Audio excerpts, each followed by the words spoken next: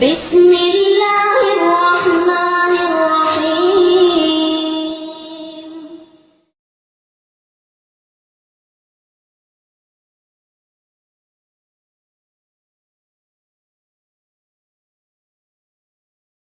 اللہ عنہما قال قال النبی صلی اللہ علیہ وسلم ان اللہ لا يجمع امت محمد على الزلالة عن علی رضی اللہ عنہ قال قلت یا رسول اللہ ان نزل بنا امر ليس فيه بيان امر ولا نهي فما تأمرنا فقال رسول الله صلى الله عليه وسلم تشاورون الفقهاء اللهم صل على محمد وعلى آل محمد كما صليت على إبراهيم وعلى آل إبراهيم إنك حميد مجيد اللهم بارك على محمد وعلى آل محمد كما باركت على إبراهيم وعلى آل إبراهيم إنك حميد مجيد میرے نہایت معزز علماء کرام،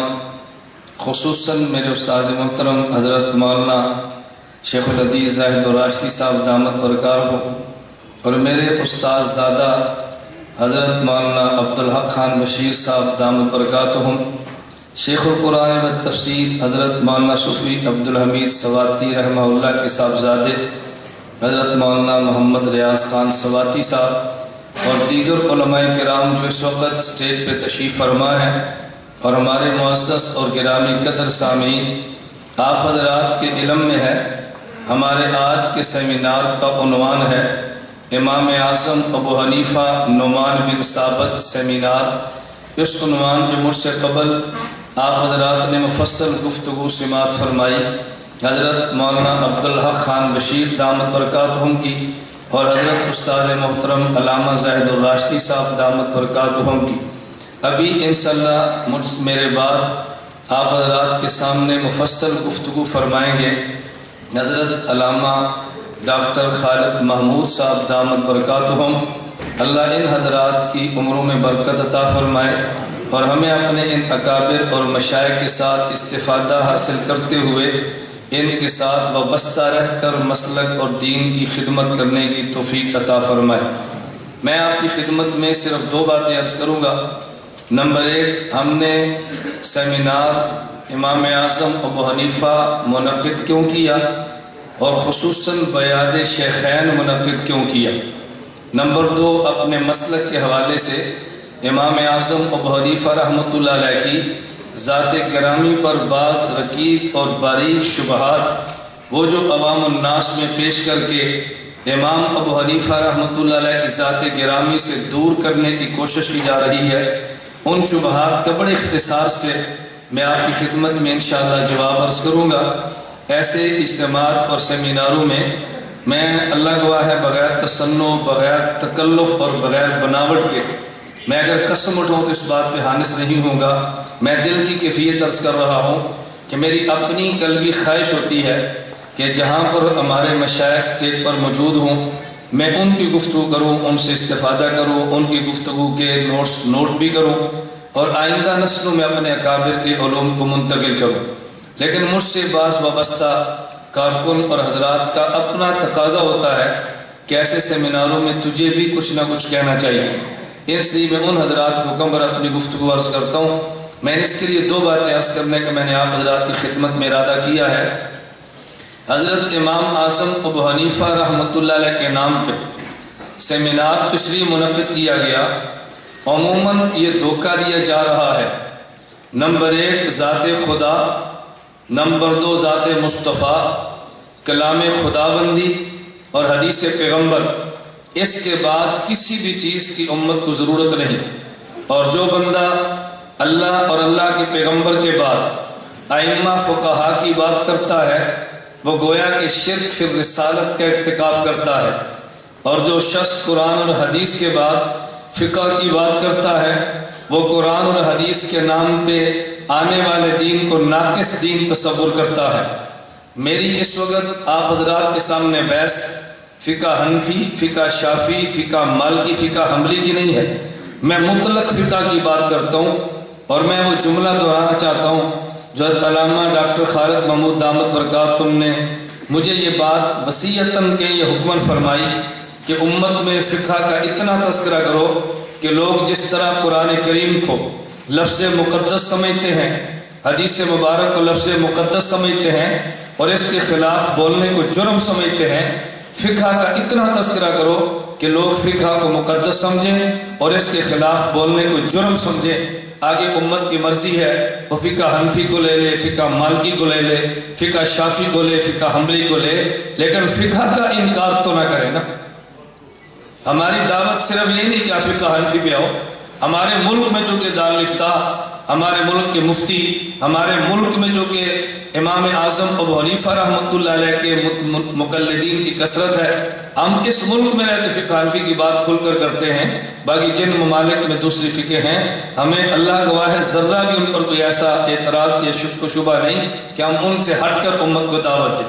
خیر میں عرض کر رہا تھا ہم اس لیے امام ابو حنیفہ رحمۃ اللہ علیہ کا تعارف ملک پاکستان اور دنیا بھر میں کروا رہے ہیں کہ جس طرح قرآن کریم اللہ کا کلام ہے، حدیث مبارک میرے پیغمبر کے ارشادات، اعمال، تقریرات کا مجموعہ ہے، قرآن کریم اور حدیث سے اصول کو اخذ کیا، اصولوں کو نکالا، پھر ان اصولوں سے مسائل نکال کے امت کو جس شخص نے سب سے پہلے دیے اور پھر اپنے اصول، ضوابط اور فروعات کو مدون کر کے دیا، اس امت کا سب سے بڑا محسن، سب سے پہلا شخص وہ حضرت امام اعظم ابو حنیفہ نعمان بن ثابت ہے۔ اور یہ ہماری رائے نہیں ہے، یہ امام سیوطی رحمۃ اللہ علیہ جیسے شافعی عالم کی رائے ہے۔ انہ اول من دون علم الشریعہ ورتبہ ابوابا فہو ابو حنیفہ، کہ سب سے پہلے شریعت کو ابواب میں تقسیم کر کے مدون کر کے امت کو دینے والے شخص کا نام امام اعظم ابو حنیفہ نعمان بن ثابت ہے۔ اور فقیہ اعظم کے القاب ہم نے دیے، جو لقب دیے تھے ہم نے امت کے آگے منتقل کیے ہیں۔ خیر میں نے عرض کیا کہ میں اس میں کوئی مفصل بحث نہیں کر رہا، میری گفتگو آپ ذرا سنتے رہتے ہیں، ہماری خواہش ہے کہ ہم اپنے اکابر کی گفتگو مفصل سنیں۔ میں نے عرض کیا ہم نے اس لیے امام اعظم ابو حنیفہ کے نام کے سیمینار ملک بھر میں منعقد کرانے کا ارادہ بھی کیا ہے، ہم ضلع وائز ان سیمینارز کو منعقد کرا بھی رہے ہیں تاکہ حضرت امام اعظم ابو حنیفہ رحمۃ اللہ علیہ کی شخصیت کو امت کے سامنے نمایاں کیا جائے، امام صاحب کے کردار کو بیان کیا جائے، امام صاحب کے علوم کا تذکرہ کیا جائے، امام صاحب کے استنباط استخراجات کا تذکرہ کیا جائے، جو امام صاحب نے قانون اور نظام شریعت مدون کر کے امت کو دیا ہے اس کو کھول کے عوام کے سامنے لایا جائے اور یہ بتایا جائے ہم قرآن پہ ایمان بھی رکھتے ہیں، حدیث مبارک پہ غیر متزلزل ایمان بھی رکھتے ہیں، لیکن اتنی اہلیت نہیں رکھتے کہ قرآن کریم سے مسائل نکالیں، احادیث سے مسائل نکالیں۔ ضرورت اس بات کی دی کہ ایسے شخص کو انتخاب کیا جاتا اور اس کو اپنا امام مان لیا جاتا جو اس سے قبل اس موضوع پہ محنت کر کے امت کو مسائل دے چکے ہیں، ہر روز نئی نئی تحقیقات پیش کر کے امت کو مزید فرقہ واریت کے طوفان کے اندر نہ بہایا جائے، مزید ٹکڑوں میں نہ تقسیم کیا جائے۔ امت کو فرقہ واریت سے بچانے کے لیے اس کا حل یہ ہے امت سچ پر اعتماد کرے اور اس سچ کی بلا تکی باتیں چھوڑ دے۔ جدہ وہاں عزیزیہ متم شاہی میں میرا بیان تھا، اس میں ڈاکٹر صاحب مجھ سے سوال کرنے لگے کہ مولانا عمر صاحب آپ یہ بتا سکتے ہیں علماء حق اور ذاکر نائک میں کیا فرق ہے؟ میں نے کہا میں ڈاکٹر صاحب آپ کی زبان میں عرض کرتا ہوں جو سرچ اور ریسرچ میں فرق ہے وہ ذاکر نائک اور علماء حق میں فرق ہے۔ ڈاکٹر صاحب فرمانے کہ میں بات کو سمجھا نہیں ہوں۔ میں نے کہا عزیزیہ میں تمہارے قریب یہاں پہ اتحاد اسٹیڈیم موجود ہے جہاں سعودی عرب کی ٹیمیں فٹ بال کھیلتی ہیں، اور رات کی تاریکی میں رات کی ظلمت اور تاریکی ختم کرنے کے لیے بڑی لائٹیں وہ نصب کرتے ہیں تاکہ ٹیم اچھی طرح کھیلے۔ بتاؤ اس لائٹ کا نام کیا ہے؟ مجھے کہتے ہیں سرچ لائٹیں۔ میں نے کہا اگر کوئی کھلاڑی گیند کو لے اور گول کرتا ہوا جب قریب پہنچے اور ایک نوجوان اٹھے اور لائٹ کو آف کرے پھر آن کرے، اس کو تم کیا کہو گے؟ کہتے ہیں ریسرچ۔ میں نے کہا سرچ لائٹ کو ریسرچ کرنے سے یہ فٹ بال کی کھیل ٹھیک ہوگی یا بگاڑ پیدا ہوگا؟ کہتے ہیں جی فٹ بال کی کھیل تو خراب ہو جائے گی۔ میں نے کہا جس نوجوان اس لائق کو ریسرچ کیا ہے اس کو اچھا سمجھو گے یا برا؟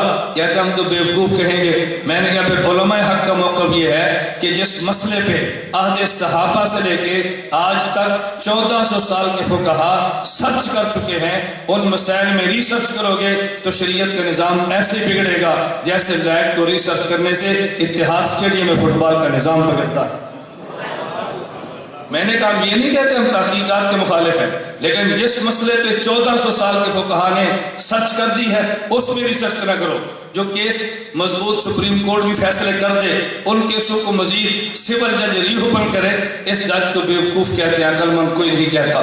جس پر سپریم کورٹ کا فل بینچ فیصلہ کر چکا ہو اس میں سول جج کہے میں اس کیس کو ری اوپن کرتا ہوں، جس طرح اس کو بیوقوف کہتے ہیں۔ تو جس مسئلے پہ حضرت فاروق اعظم کی رائے بھی آ چکی ہو، ائمہ اربعہ کی رائے بھی آ چکی ہو، یہ سب 3 طلاق کو 3 قرار دے چکے ہوں، اگر اس کو 3 طلاق کو 1 کہنے کے لیے ذاکر نائک اس کو ریسرچ کرے گا، ہم یوں کہیں گے جیسے سپریم کورٹ کے فیصلوں کو سول جج ری اوپن کرے، اس کے فیصلوں پر کوئی توجہ نہیں دیتا، ہم اس کے فیصلے پر بھی کوئی توجہ نہیں دیتے۔ اتنی جلدی متاثر ہونا ہماری سمجھ سے بالا ہے۔ 8 جنوری کو لاہور سیمینار کا میں نے لاہور کے وکلاء سے عرض کیا تھا، میں نے کہا عجیب بات یہ ہے، ہمارا جرم یہ ہے ہم پگڑی باندھ کے داڑھی رکھ کے مصنون لباس میں میڈیا پر آئیں، تمہاری انگلیاں اٹھتی ہیں، اور 3 پیس میں کوئی ڈاکٹر ہے تم اس کو محقق مانتے ہو، 3 پیس اور پگڑی کو نہ دیکھو، تم یہ دیکھو پیغمبر کا لباس کیا تھا اور پیغمبر کی بات کون کرتا ہے۔ ہماری کچھ کمزوریاں ہیں، مالی وسائل کی ہمیں حاجت ہے، اور میں بالکل کھلے عام یہ بات کہہ رہا ہوں بغیر کسی ڈر اور خوف کے، جس دن حق جل مجدہ نے ہمیں مالی وسعت عطا فرمائی، ہم صرف چینل کا اعلان نہیں کریں گے، باقاعدہ چینل کا آغاز بھی کریں گے انشاءاللہ۔ ہمارے یہاں اسباب کی کمی ہے، وسائل کی کمی ہے، اور میں ساتھ بھی کہتا ہوں ہم کھلے عام چندے کی بھیک تو نہیں مانگتے، دعوت ضرور دیتے ہیں۔ اگر قوم میں کوئی شخص موجود ہو ہمارے سر پہ ہاتھ رکھے۔ میں نے کئی بار کہا بحمداللہ تعالیٰ دبئی تک میں ذاکر نائک کے میزبانوں سے ملاقات کر چکا ہوں۔ میں دبئی کے سفر میں گیا، ذاکر نائک اس میزبان سے ملا جس نے کراچی میں اس کو پیس ٹی وی بنوا کے دیا تھا۔ میں نے اس سے کہا میں بہت بڑا جرم کیا ہے، میں نے بات سمجھائی، بات اس کو سمجھ آئی، مجھے وہ کہنے لگا اس جرم سے تو میں توبہ کرتا ہوں، اس کا کفارہ کیا ہو سکتا ہے؟ میں نے کہا میں کفارے کے لیے مثال صحابہ کرام رضی اللہ عنہم اجمعین کی دوں گا۔ مجھے کہتے ہیں کون سی مثال؟ میں نے کہا جب وحشی نے کلمہ نہیں پڑھا تھا حضرت حمزہ کو شہید کیا، جب کلمہ پڑھا مسلمہ کذاب کو قتل کیا، ان کی تمنا یہ تھی کہ جب تک مسئلہ نہیں سمجھ آیا، میں نے جتنا بڑا جرم کیا تھا جب مسئلہ سمجھ آ گیا اتنی بڑی نیکی کرنا چاہتا ہوں۔ میں نے کہا جب تک تجھے حقائق نہیں کھولے تھے اس کو چینل کھول کے تم نے جرم کیا تھا، اگر بات سمجھ آ گئی ہے اب مجھے چینل دے کے اس کا کفارہ تھا۔ تو انہیں کہا جی غور کرتے ہیں، میں نے کہا ہم بھی منتظر ہیں غور کرنے کے، ہم اپنی بات کھلے ہم چلاتے رہیں گے، اور بحمداللہ تعالیٰ میں آپ حضرات خدمت میں عرض کرتا ہوں ہم نے لاہور میں اسٹوڈیو شروع کر دیا ہے، 3 منزلہ مکمل ہو گئی ہے، ایک کیمرہ 2.5 لاکھ کا ہے، پروجیکٹر کے پیسے ہیں، اور ہمارے پاس اتنے وسائل نہیں ہیں۔ یہ آپ کے سامنے ہماری ٹیم بیٹھی ہے، یہ گجرانوالے کی نہیں ہے، یہ بحمداللہ میں کابر علماء دیوبند کی جوتیوں کے صدقے میں کہتا ہوں یہ میری پرسنل ٹیم ہے جو میں نے بہت کم عرصے میں تیار کی ہے، اور میرے کابر کا دست شفقت ہمارے سر پہ رہا۔ ہم انشاءاللہ بہت جلد حنفیت اہل سنت والجماعت کے موقف کو میڈیا پر ضرور لائیں گے انشاءاللہ۔ اور آپ توجہ بھائی، میں نے کئی بار آپ سے گزارش کی ہے کہ ہمارا مزاج جلسوں میں نعرے کا نہیں ہے۔ ابھی استاد محترم فرما رہے تھے آپ کے سامنے ہے بھئی اس کو وکیل احناف کہو، حضرت علامہ صاحب رحمۃ اللہ فرماتے ہیں سفیر احناف فرماؤ، مفتی نعمان صاحب نے دونوں کی رعایت فرمائی ہے۔ میں یہ بات کو کہہ رہا ہوں بھئی اگر ہم مسلک کی وکالت کریں تو خطیب کو جلسے میں شور چاہیے، وکیل کو اپنے جلسے میں سناٹا اور خاموشی چاہیے۔ میں نے وہ دارو کا طرز چھوڑ دیا، کئی بار مجھے احباب نے کہا، میں نے ایک بار استاد جی سے عرض کیا تھا، میں نے کہا استاد جی میری ضرورت ہے، میں دیہاتوں سے اٹھا ہوں، میں نے بہت اوپر تک جانا ہے، ابھی تک میں جو بازو چڑھا کے بیان کر رہا تھا یہ میری ضرورت تھی، سب کہتے تھے ایجنسی کا ہے، میں نے کہا تھوڑا سا گرج کر بات کہو، گرج کر کہو تو قوم کہتی ہے ایجنسی کا نہیں ہے، اب اس نے مان لیا ہے یہ ایجنسیوں کا نمائندہ نہیں، یہ اکابر علماء دیوبند کا نمائندہ۔ اور انشاءاللہ میں نے عرض کیا، میں بھی کارگزاریاں عرض نہیں کر رہا، پھر کسی وقت میں آپ کی خدمت میں عرض کروں گا ہمارا کام کہاں سے چلا تھا کہاں تک پہنچا ہے۔ ایک میں نے گزارش کی ہے حضرت امام اعظم ابو حنیفہ کے نام پہ ہم سیمینار کیوں منعقد کرتے ہیں؟ تاکہ امت کو پتہ چلے کہ قرآن کریم پر بھی ہمارا اعتماد ہے، حدیث مبارک پر بھی اعتماد ہے، اور اس کی تشریح جو ائمہ فقہا نے کی ہے اس فقہ پر بھی ہمیں اعتماد ہے۔ ہم ذات خدا کو مانتے ہیں، پیغمبر کو بھی مانتے ہیں، اور ان کے کلام کی تشریح کرنے والے ائمہ فقہا کو مانتے ہیں، اور ان کے سب سے بڑے امام اور سید الفقہا امام اعظم ابو حنیفہ رحمۃ اللہ علیہ کی ذات گرامی پر ہم بلا شبہ اور بلا کسی دل میں تصور اور وسوسہ آنے کے بالکل برملا کھلا اعتماد کرتے ہیں۔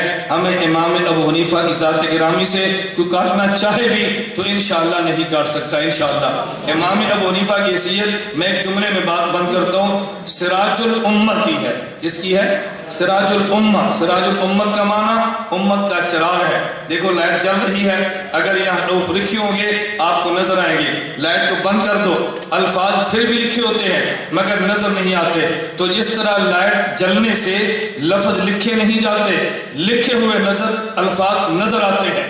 امام ابو حنیفہ نے امت کو نئے مسائل نہیں دیے، جو مسائل قرآن حدیث کی تہ میں چھپے تھے ابو حنیفہ کا چراغ جلا ہے تو امت کو نظر آیا، کوئی نئی تحقیقات نہیں ہے۔ اور میں استاد محترم علامہ زید الراشدی صاحب دامت برکاتہم کا لاہور کے ایک جلسے میں تذکرہ اکابرین علماء دیوبند کے ہونے والے خطاب کا ایک چھوٹا سا اقتباس نقل کرتا ہوں۔ میری عادت ہے میں اپنے مشائخ کے علوم کو آگے نقل کرتا ہوں۔ استاد فرمانے لگے دیوبندیت مستقل الگ نئے مسلک کا نام نہیں ہے، بلکہ عہد پیغمبر کے دور سے جو مسلک چلا ہے اس کے تحفظ اور اس کے تسلسل اور اس کی اشاعت کا نام دیوبندیت ہے۔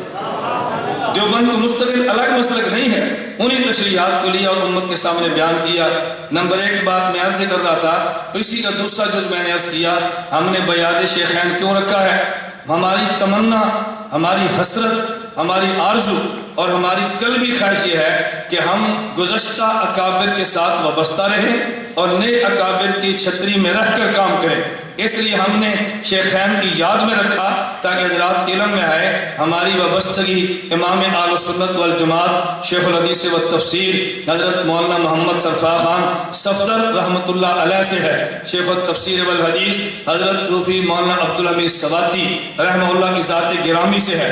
ہم ان کے ماننے والے ہیں اور جن کے نقش قدم پہ چلیں گے وہ ہمارے اکابر اسٹیج پر موجود ہیں۔ ہم نے بیعت اپنے اکابر رکھا ہے، سٹیج پر اپنے اکابر کو بلایا ہے، یہ بتانے کے لیے ہمارا ان سے تعلق تھا، اب ان کے ساتھ ہے، ہم ان کو بھی مانتے ہیں ان کو بھی مانتے ہیں، ان کی تحقیقات پر اعتماد کرتے ہوئے انہی تحقیقات کو لے کر چلیں گے، اور ہدایت ہم انشاءاللہ جسے کہتے ہیں رہنمائی اپنے ان مشائخ سے لیں گے۔ ہم ان کے دست شفقت کو اپنے سر پہ رکھتے ہوئے کام کرنا چاہتے ہیں۔ دعا فرمائے کہ ہمیں اپنے اکابر کے ساتھ وابستہ رہنے کی توفیق عطا فرمائے۔ میں اس لمبی سی بحث کو دو جملوں میں سمیٹتا ہوں۔ اتحاد اہل سنت والجماعت کا پروگرام یہ ہے، ہم غیر سے کسی حال میں کمپرومائز نہیں کر سکتے اور اپنوں کو کسی حال میں نہیں چھوڑ سکتے۔ ہم باطل سے کسی حال میں کمپرومائز نہیں کر سکتے اور ہم اپنوں کو کسی حال میں چھوڑ نہیں سکتے۔ خدا کی قسم اٹھا کر میں یہ بات اپنی وجدان کی بنیاد پہ کہتا ہوں، اپنے قابل کی موجودگی میں۔ مسلک اہل سنت والجماعت احناف دیوبند اتنی بڑی طاقت ہے، اگر یہ مجتمع ہو کر کام کرے تو دنیا کی کوئی طاقت ان کو روک بھی نہیں سکتی، اور ہمیں اس لیے دنیا میں کسی اور کے سہارے کی ضرورت بھی نہیں۔ ہم اپنی طاقت کسی اور کے کندھے پہ، اپنی طاقت کسی اور کے کھاتے میں کیوں ڈالیں؟ یہ ہماری سمجھ سے بالا ہے۔ تو ہم غیر کو برداشت نہیں کرتے اور اپنوں سے ہٹ نہیں سکتے۔ آپ اس پروگرام کی تائید فرماتے ہیں؟ بولیے کہ تائید فرماتے ہیں نا؟ ہم اپنوں کو چھوڑیں گے نہیں اور غیروں کو جی ہم اپنوں کے خلاف کبھی آواز نہیں اٹھائیں گے اور غیروں کے خلاف ہم خاموش بھی نہیں رہ سکتے۔ لیکن ہماری جنگ خالص دلائل کی ہے، یہ لوہے کی جنگ نہیں ہے۔ اس ملک میں دلائل کی جنگ ہے اور ہم دلائل کی جنگ انشاءاللہ لڑیں گے۔ تو دنیا اگر پلیٹ فارم پہ لڑی جا سکتی ہے۔ میں آخری گزارش آپ کی خدمت میں عرض کرتا ہوں، حضرت امام اعظم ابو حنیفہ رحمۃ اللہ علیہ کا نام گرامی نعمان ہے، کنیت ابو حنیفہ ہے، لقب امام اعظم ہے۔ بعض لوگوں نے کہا، میں رات حفص آباد میں تھا، ساتھی خود پوچھ رہے تھے کہ جی بہت سارے لوگ کہتے ہیں تمہاری نسبت ایک لڑکی کی طرف ہے، ان کی بیٹی کا نام حنیفہ تھا اس لیے ابو حنیفہ کہتے ہیں، تمہاری مذہب کی نسبت بھی حنفی، تم ابو حنیفہ کی بیٹی کی نسبت کرتے ہو۔ میں نے کہا تمہیں تاریخ کا علم بھی نہیں ہے، تمہیں عربی کا علم بھی نہیں ہے، اگر تاریخ جانتے تمہارے علم میں ہوتا امام اعظم ابو حنیفہ کا ایک ہی بیٹا تھا جسے حماد کہتے ہیں، نہ بیٹی تھی نہ بیٹی کی وجہ سے ابو حنیفہ کہا، تمہیں تاریخ کا علم نہیں تھا۔ اور عربیت سے جو جہالت ہے، تم نے سمجھا کہ عربی زبان میں ابن کا معنی ہمیشہ باپ ہوتا ہے، ہمیشہ باپ نہیں ہوتا، کبھی ابن کا معنی باپ ہوتا ہے، کبھی ابن کا معنی والا ہوتا ہے۔ عبد الرحمن بن صخرہ نام ہے، کنیت ابو ہریرہ، بلی کے بچے والا۔ حضرت علی رضی اللہ عنہ کا نام ہے، ابو تراب کنیت ہے، تراب مٹی ہے، یہ مسجد نبی میں لیٹے تھے، حضور فرمایا قم یا ابا تراب، اے مٹی والے اٹھ جا، تو ابو تراب کا معنی مٹی والا ہے۔ نام عبداللہ ہے اور کنیت ان کی ابو بکر ہے۔ بکر کا معنی پہل کرنا، جو کہ نبوت کا ساتھ دینے میں ہر موقع پہ پہل کی ہے، دنیا ان کو ابو بکر کہتی ہے۔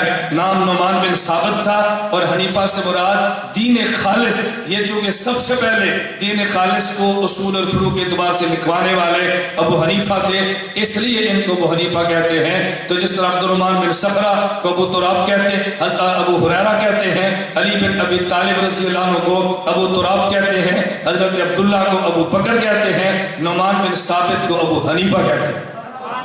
اور میں ایک نکتہ عرض کروں گا، اس پر توجہ فرمائیں۔ آج سنیوں کے ساتھ پوچھے، اکثریت اہل سنت والجماعت کی وہ ہے، پوچھو حضور کے جانشین کا نام کیا ہے، کہتے ہیں حضرت ابو بکر۔ نام تو ابو بکر نہیں تھا، نام تو عبداللہ ہے۔ نام کو کم جانتے ہیں، ابو بکر کو زیادہ جانتے ہیں۔ پوچھو تم کس امام کے مقلد ہو، کہا جی امام اعظم ابو حنیفہ کے، حالانکہ نام ابو حنیفہ نہیں تھا، نام تو ان کا نعمان تھا۔ کنیت اور شہرت ابو حنیفہ سے ہے۔ اس کی وجہ کیا ہے؟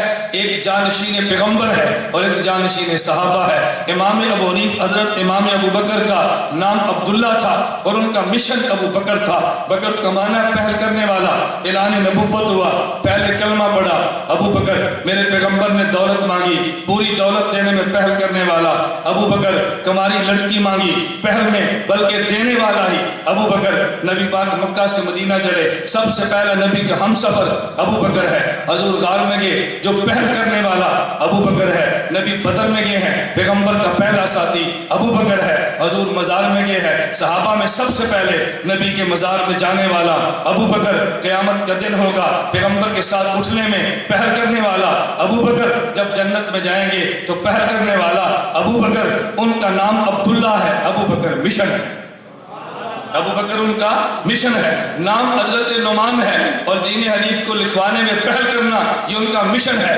خدا کو صدیق کا مشن اتنا پسند آیا کہ نام پردہ خفا میں چلا گیا، ابو بکر دنیا میں عام ہو گیا۔ حضرت امام کا مشن اتنا پسند آیا، نعمان پردہ خفا میں چلا گیا، مشن ابو حنیفہ عام ہو گیا۔ یہ تو خدا کا انتخاب ہے۔ اور آج بھی تم جاؤ، میں تمہیں دعوت فکر دیتا ہوں میرے گجرانوالہ کے دوستوں، آج بھی تم تشریف لے جاؤ اور یہ جا کر دیکھنا مسجد نبی میں حباب سے کہتا ہوں، نبی کریم صلی اللہ علیہ وسلم کا مثال کے طور پہ یہ مسجد نبی ہے، یہ حضور کا روزہ ہے۔ اس کے پیچھے آپ دیکھیں یہاں وہ چھتریاں بنی ہیں، ایک چھتری دوسری چھتری، آگے دیکھیں پھر جدید مسجد کا جو ستون ہے، نبی پاک صلی اللہ علیہ وسلم کا روزہ، سامنے چھتریاں دو، پھر جو پیچھے ستون ہے، آپ ذرا اوپر نگاہ اٹھا کے دیکھیں تو صحیح۔ مسجد نبی میں کھڑے ہو جائے، قبلہ آپ کی کمر پر ہے، یا مسجد نبی میں کھڑے ہو قبلے کی طرف منہ کریں، ادھر دیکھیں ابو بکر، آگے دیکھیں عمر، پھر دیکھیں عثمان، پھر دیکھیں علی، پھر دیکھیں عباس، پھر دیکھیں حسن اور حسین، اور پیچھے دیکھیں نعمان بن ثابت۔ مجھے ایک شخص مدینہ منورہ کہنے لگا کہ مولانا آپ یہاں کیوں بیٹھتے ہیں؟ میں جب حرم مدینہ میں جاؤں وہاں اس جگہ پہ بیٹھتا ہوں جس ستون میں امام ابو حنیفہ کا نام درج ہے۔ مجھے ایک شخص کہنے لگا یہاں کیوں بیٹھتے ہیں؟ میں نے کہا یہ بتانے کے لیے اور یہ تصور کرتے ہوئے کہ خدا نے علم و عمل ہمیں روزے والے پیغمبر کو دیا ہے، روزے والے پیغمبر نے اصحاب پیغمبر کو دیا ہے، اصحاب پیغمبر نے نعمان بن ثابت ابو حنیفہ کو دیا ہے، امام ابو حنیفہ نے پوری امت اور ہمیں دیا۔ میں نے کہا میں اس لیے یہاں بیٹھوں ساری نسبتوں کو لینے کے لیے، آگے مالک بن انس، آگے احمد بن حنبل، آگے محمد بن ادریس شافعی۔ میں نے کہا دیکھو تم کہتے ہو سعودیہ والے اماموں کو نہیں مانتے، آج میرے امام کا نام بھی میرے پیغمبر کے روزے کے سامنے درج ہے۔ حضور کا روزہ بھی رہے گا، اصحاب پیغمبر کے نام بھی رہیں گے، ہمارے امام کا نام بھی رہے گا۔ نہ تم صحابہ کو چھوڑ سکتے ہو، نہ پیغمبر کو چھوڑ سکتے ہو، نہ ائمہ فقہا کو چھوڑ سکتے ہو۔ نمبر 2، کیا جی دیکھو امام اعظم کہتے ہیں، اور جہالت کی انتہا یہ ہے، ہمارے ملک میں کانفرنس شروع ہیں، امام اعظم صلی اللہ علیہ وسلم کانفرنس۔ بھئی تمہیں کیا ہو گیا؟ کیا جی سب سے بڑے امام تو اللہ کے نبی تھے، تم نے شرک فی رسالت کیا ہے، تم نے حضور کے مقابلے میں حضور سے بڑا امام مانا۔ میں نے کہا کیوں ہمارے اوپر الزام لگاتے ہو؟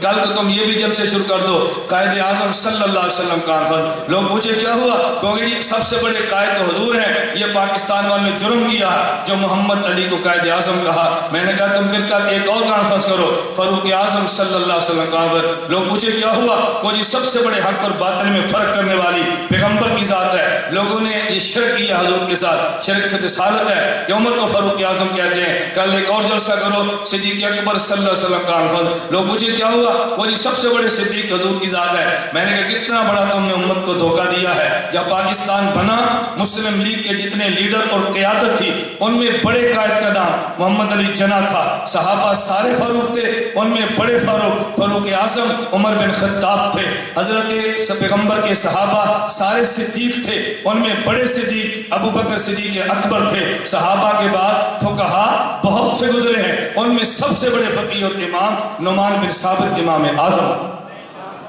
کیوں دھوکہ دیتے ہو امت کو؟ کیوں دھوکہ دیتے ہو؟ بلا وجہ دھوکے دے کے امت کو ائمہ سے دور کرو۔ ہمارے ذمہ ہے ان دھوکوں کو صاف کریں اور امت کے سامنے صحیح صورتحال کو پیش کریں۔ میں پھر امام حنیفہ کی تم تقلید کرتے ہو، تمہارے امام کی تو کتاب ہی نہیں ہے۔ میں نے کہا کل کوئی تمہیں عیسائی کہہ دے گا تم حضور کا کلمہ پڑھتے ہو، تمہارے نبی نے کوئی کتاب ہی نہیں لکھی، تم ان کو کیا جواب دو گے؟ کہ ہم جواب دیں گے حضور کو لکھنے کی ضرورت نہیں تھی، ان کے شاگردوں نے جو لکھ لی تھی۔ میں نے کہا ہمارے امام کو ضرورت نہیں تھی، ہمارے امام کے شاگردوں نے جو لکھ لی تھی۔ کوئی ایسی بات کرو جو میں سمجھ تو آئے نا۔ خیر میں نے عرض یہ کیا ہے، اللہ مجھے اور آپ کو اپنے مسلک پر ثابت قدمی کے ساتھ قائم رہنے کی توفیق عطا فرمائے۔ اللہ میں عافیت کے ساتھ دین کی خدمت کے لیے قبول فرمائے۔ میں آخر میں پھر یہ گزارش کروں گا آپ کی خدمت میں، ہم آج یہ طے کریں ہم نے گزشتہ اکابر کی تعلیمات پہ چلنا ہے اور اپنے موجودہ اکابر کے ساتھ رہنا۔ آپ طے کرتے ہیں بھی جس کو ہماری یہ پالیسی پابند ہے ہماری تائید فرماؤ۔ اللہ سب کو توفیق عطا فرمائے۔ بس ہم یہ گزارش کریں کہ فتنوں کا دور ہے، امت پہ بہت توڑ پھوڑ شروع ہے، اللہ کے لیے اپنے اکابر کو مت چھوڑو، انہی کے ساتھ رہنے میں خیر ہے، انہی کے ساتھ رہنے میں بھلائی ہے۔ کبھی تو بات نہ بھی سمجھ آئے، ایک وقت آتا ہے اللہ پاک بات سمجھا دیتے ہیں۔ اللہ مجھے اور آپ سب کو مسلک کی خدمت کے لیے عافیت کے ساتھ قبول فرمائے۔ وآخر دعوانا ان الحمدللہ۔